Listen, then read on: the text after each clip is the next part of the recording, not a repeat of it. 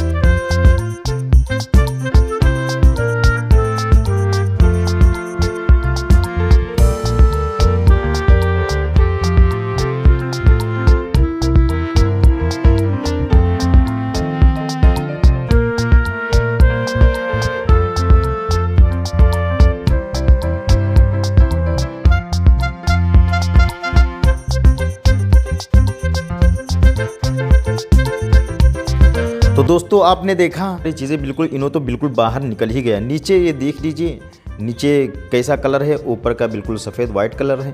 तो आपको अगर वीडियो अच्छा लगा हो तो वीडियो को लाइक और शेयर करें, साथ में मेरे चैनल को सब्सक्राइब ज़रूर करें।